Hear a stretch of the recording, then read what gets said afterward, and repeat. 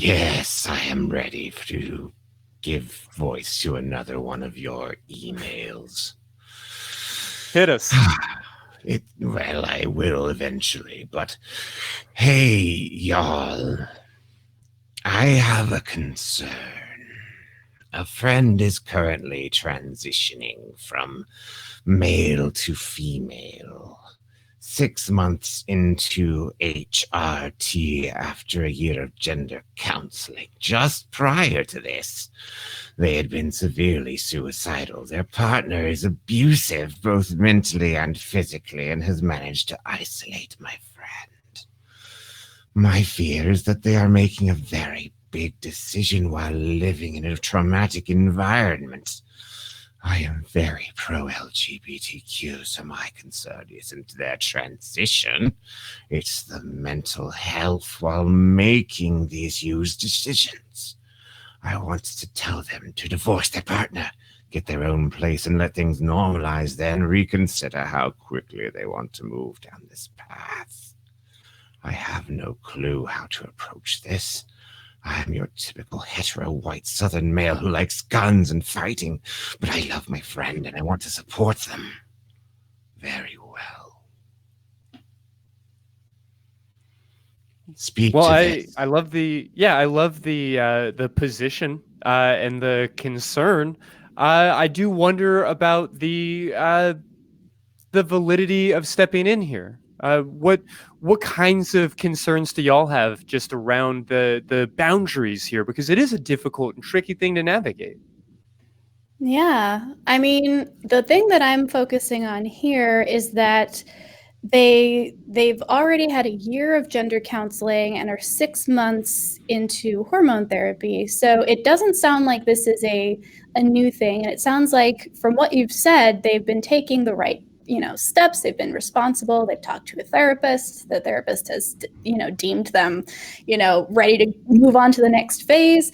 So for me, I wouldn't put an immediate red flag up here. But also there have been occasions like the whole Onasun thing that happened the other month, back before we started caring about important things, that brought up some concerns about how abusive partners can influence somebody's gender identity.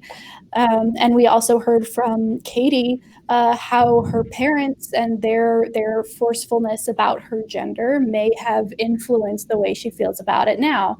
So it's definitely multifaceted, and I do want to make sure that I address that. But also, I don't know, there's something icky feeling to me about focusing on this particular aspect as the thing that would be most detrimental or most concerning. I don't necessarily think you need to worry about the gender part or the transition part as much as you might just want to worry about getting your friend out of a bad situation if you are in that position to do so.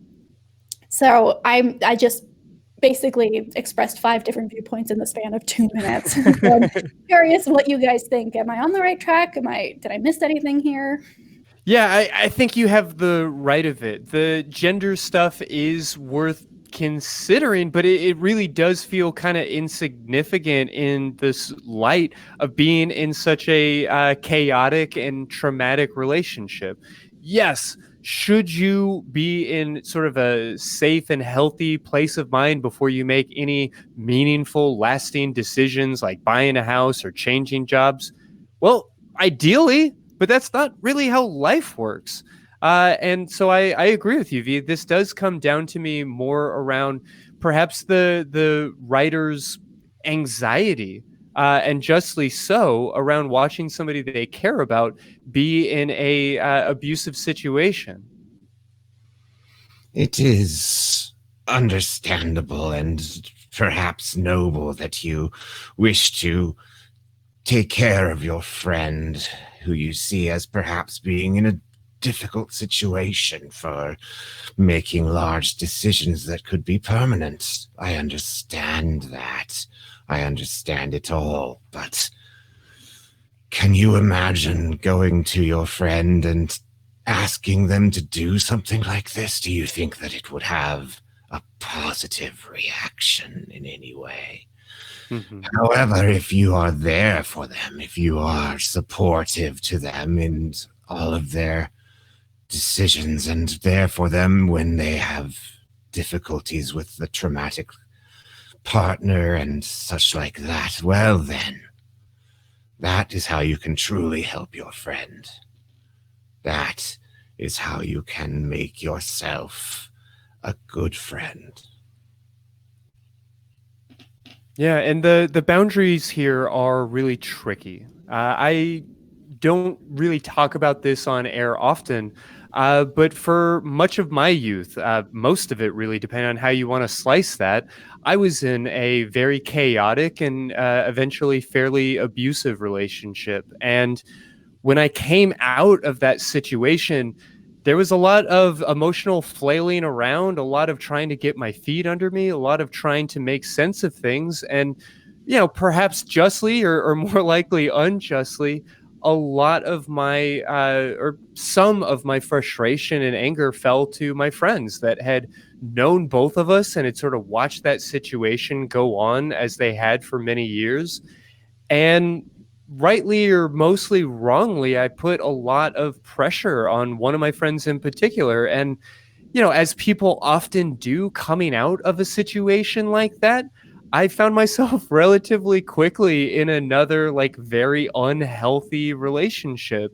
And this friend that I had sort of confronted before came to me, and I wasn't able to hear him practically at all. I pretty much shut the conversation down right away, even though he was doing exactly what I had asked him to do. And, I came to my senses fairly quickly and, got healthy and got business taken care of. And perhaps a big part of it was the fact that he was willing to step in and give me that insight, even if at the time I was not paying attention to it, not basing my decisions off of it.